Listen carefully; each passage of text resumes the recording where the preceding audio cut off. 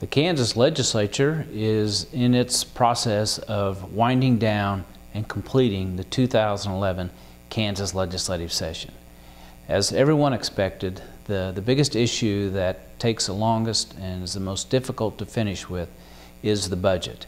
And at this point, there are 3 members of the House and 3 members of the Senate who are meeting several times a day trying to hammer out a compromise for a budget for the state of fiscal year 2011 as well as next year, fiscal year 2012.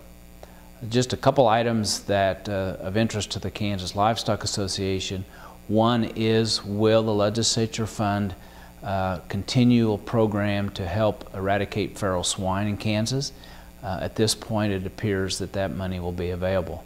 Another one is issue is some funding for the Department of Ag to fund the collection of market reports through 2 to 3 Kansas auction markets.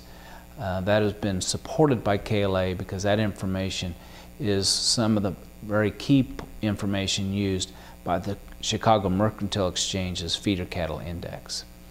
It's uncertain when the session will end. The veto session started April 27 and will likely go into week 2 before it wraps up. The big key again is the budget and what kind of a package will it take for both the full House and Senate to pass before adjournment.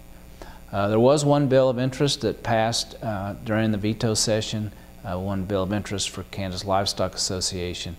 The number was Senate Bill 124, but it contains several issues that the association has been supporting this session.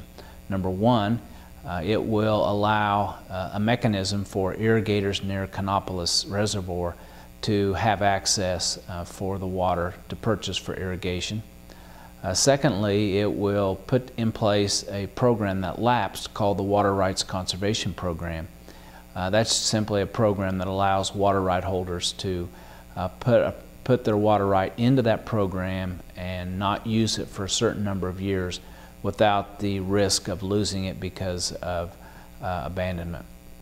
Also in the bill, there is a continuation of a funding mechanism that will allow the state to fund the river gauges on the Arkansas River in western Kansas.